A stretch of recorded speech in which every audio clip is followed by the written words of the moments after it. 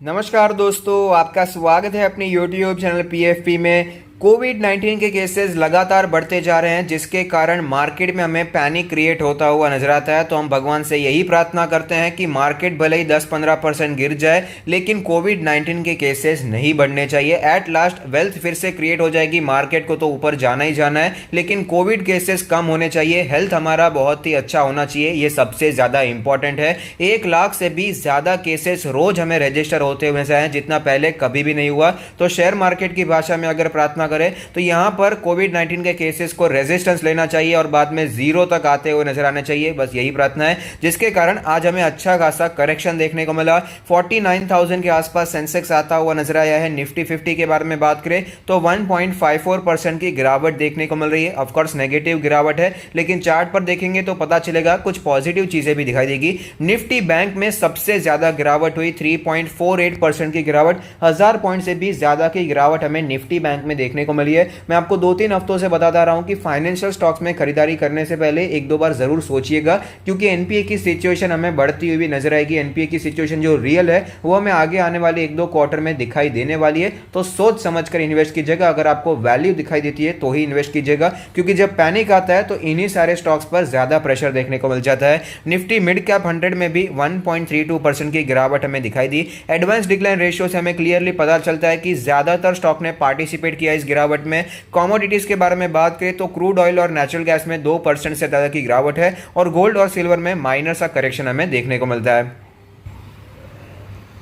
Nifty के chart पर हमें क्लियरली दिखाई पड़ता है कि आज एक छोटी सी गैप डाउन ओपनिंग देखने को मिली, उसके बाद शानदार गिरावट हुई, धड़ाधड़ मार्केट हमें गिरती हुई नजर आई थी। उसके बाद डबल बॉटम हमें बनता हुआ नजर आया। एक ही जगह पर 2 बार सपोर्ट लेने के बाद स्लो रिकवरी मार्केट में हमें दिखाई दी। स्लो थी लेकिन अच्छी रिकवरी देखने को मिली। डेली कैंडल पर देखते हैं तो सिचुएशन और भी क्लियर हो जाती है। गैप डाउन ओपनिंग देखने के बाद उसी लेवल पर इंट्राडे हाई बन गया, उसके बाद लगातार गिरावट आई। 14,800 के भी ऊपर लेवल पर मार्केट ओपन हुआ था और 14,500 के नीचे जाता हुआ नजर आया। तो आप समझ सकते हैं 300 पॉइंट से ज्यादा की गिरावट हमें इंट्राडे बेसिस पर दिखाई दी थी, लेकिन शानदार रिकवरी आई। 500 के लेवल से मार्केट रिकवर होती हुई नजर आई है और 650 के आसपास हमें मार्केट क्लोज होती हुई नजर आई। जैसे हमने कई बार डिस्कस किया कि 14,600 और 14,500 एक बहुत ही इंपॉर्टेंट सपोर्ट है। तो इंट्राडे बेसिस पर तो 14,600 भी तोड़ दिया था, लेकिन बाद में 14,500 पर सपोर्ट लेने के बाद एक अच्छी वैल्यू बाय हमें यहां पर एमर्ज होती हुई नजर आई। नीचे के लेवल से एक अच्छा प्राइस रिजेक्शन हमें देखने को मिल गया है।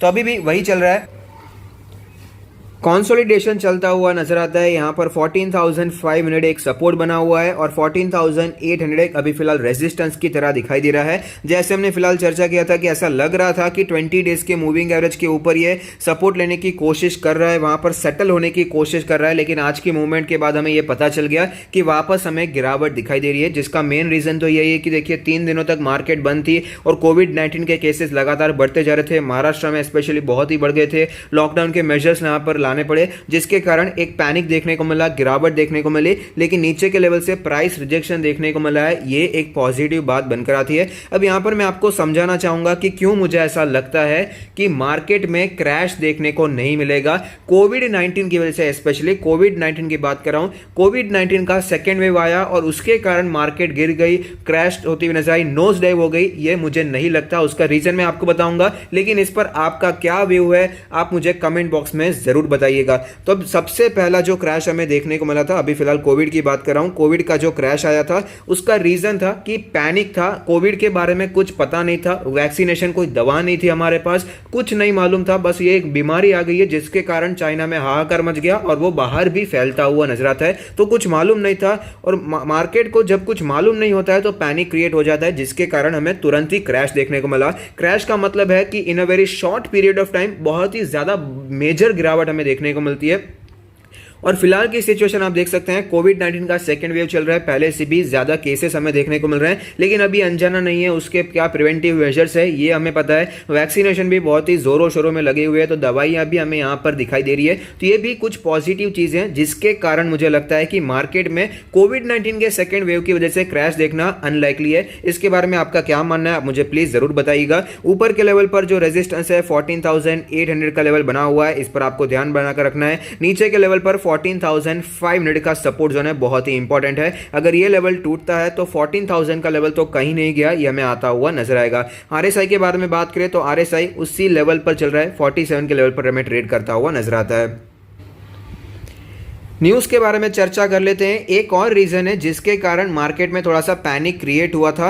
गवर्नमेंट ने कहा है, जो फाइनेंस मिनिस्ट्री का मंथली रिपोर्ट होता है, इकोनॉमिक रिपोर्ट, वहां पर ही कहा गया है कि rising inflationary pressure in US में जो प्रेशर क्रिएट होगा इन्फ्लेशन बढ़ने का, उसके कारण एमर्जिंग मार्केट्स में से हमें कैपिटल एग्जिट देखने को मिल सकता है। एमर्जिंग मार्केट में इंडिया सबसे एकदम महत्वपूर्ण जगह रखता है और यहां से कैपिटल एग्जिट होता हुआ नजर आ सकता है, यानी कि एफआईआई सेलिंग करते हुए नजर आ सकते हैं, जिसके कारण हमें यहां पर प्रेशर देखने को मिल सकता है। कोविड-19 की वजह से क्रैश आएगा, उसके मैंने आपको रीजन बता दिया, ऐसा मुझे नहीं लगता, लेकिन इसके कारण मार्केट में प्रेशर बनता हुआ नजर आ सकता है, क्योंकि यूएस में इकोनॉमी सुधरती हुई नजर आ रही है, जॉब क्रिएशन होती हुई नजर आती है, जिसके कारण इन्फ्लेशन बढ़ने के बहुत ही ज्यादा चांसेस हैं। और एट लास्ट अभी फिलहाल ना बोल रहे हैं, लेकिन फेडरल रिजर्व वो करने ही वाले, हम सभी को पता है इंटरेस्ट रेट वापस बढ़ाना ही पड़ेगा। पहले भी ऐसा ही हुआ था, 2008 के बाद भी वही किया गया था। एट लास्ट इकोनॉमी हैंडल करने के लिए, इन्फ्लेशन कंट्रोल करने के लिए इंटरेस्ट रेट बढ़ाना ही पड़ता है, और अगर ऐसा होता है तो आपको फिर से ट्रिगर देखने को मिलेगा, एक यहां पर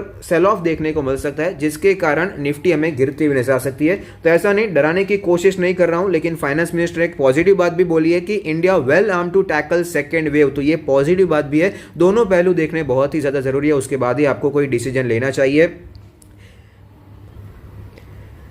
इस हफ्ते कोविड-19 केसेस में जो सर्ज देखने को मिला है, उसके कारण पीएम मोदी अलग अलग सीएम्स के साथ डिसीजन लेने वाले हैं कि आगे क्या करना चाहिए। तो देखते हैं क्या रूल्स यहां पर हमें दिखाई देते हैं। नेक्स्ट जो न्यूज़ है वो एयरटेल से रिलेटेड है। Airtel Apollo 24/7 join hands to provide e health care services. Airtel फिलहाल बहुत ही न्यूज़ में दिखाई दे रहा है और फिलहाल वो कॉन्सोलिडेट भी करता हुआ नजर आता है। अच्छी पॉजिटिव न्यूज़ें भी आ रही है, जिसके कारण मार्केट भले ही गिर रही है, उसके बावजूद भी यहाँ पर इतनी मूवमेंट हमें देखने को नहीं मिलती। मैक्रोटेक का आईपीओ आने वाला है और उन्होंने कहा है कि पोस्ट आईपीओ वो अपना डेट कट करने वाले हैं 24%, तो ये भी एक पॉजिटिव बात है आईपीओ के लिए। मैरिको का एक अपडेट है कि Q4 में कंपनी का मानना है कि कोविड-19 के जितने भी डिस्ट्रप्शंस देखने को मिले हैं वो एडिक्वेटली प्रिपेयर है उसे टैकल करने के लिए, तो कंपनी के हिसाब से ये रेडी दिखाई दे रहे हैं। तो ये भी मैरिको के लिए, शेयर होल्डर्स के लिए एक पॉजिटिव बात बनकर आती है। GAIL India to invest in startups calls for proposals, ये मेरे हिसाब से बहुत ही अच्छी बात है कि पीएसयू कंपनीज भी स्टार्टअप इन्वेस्ट करना पसंद है, तो ये बहुत ही अच्छा इनिशिएटिव है। शेयर होल्डर्स के लिए तो है ही, लेकिन ये एज अ होल इकोनॉमी के लिए अच्छा है। As a whole PSU company, जो पीएसयू सेक्टर है, उनके लिए भी काफ़ी अच्छा है। टेक महिंद्रा एक ब्लॉकचेन सॉल्यूशन लॉन्च करने वाला है बीएफएसआई क्लाइंट्स के लिए, तो एक बहुत ही अच्छी बात है। टेक महिंद्रा भी अभी गिने चुने स्टॉक्स में आ सकता है। जैसे कि आपको पता है आईटी सेक्टर की अगर बात आती है तो टीसीएस है, इन्फोसिस है, विप्रो है, बाद में एचसीएल टेक्नोलॉजीज है, उसके बाद टेक महिंद्रा की बात आती है। लेकिन फिलहाल टेक महिंद्रा भी काफ़ी अच्छे यहाँ पर सोल्यूशंस प्रोवाइड करता हुआ नजर आता है। अडानी पोर्ट्स फिलहाल बहुत ही न्यूज़ में बना हुआ है, पूरा का पूरा अडानी ग्रुप बहुत ही जोर में दिखाई दे रहा है। कृष्णापट्टनम पोर्ट में 25% का स्टेक उन्होंने एक्वायर किया और ये रिमेनिंग स्टेक था, पहले से 75% का स्टेक उनके पास था, तो पूरा का पूरा ये पोर्ट उन्हीं का हो गया है। ज्यादातर अच्छे पोर्ट इन्होंने ऑलरेडी एक्वायर करके रखे हैं। Zydus Cadila 6 approval for breakthrough COVID drug, तो अब देखते हैं कैसी न्यूज यहां पर इसके कारण स्टॉक ऊपर जाता है या नहीं जाता है। हीरो इलेक्ट्रिक के बारे में एक न्यूज है कि वो 20,000 रोड साइड मैकेनिक्स को ट्रेन करने वाले हैं टू डील विथ ईवीज। तो जैसे कि मैंने आपको फिलहाल हीरो मोटोकॉर्प में 2-3 बार सजेशन दिया, फिलहाल भी अच्छे प्राइस पर चल रहा है, अगर आप खरीदना चाहें तो एक अच्छी कंपनी है।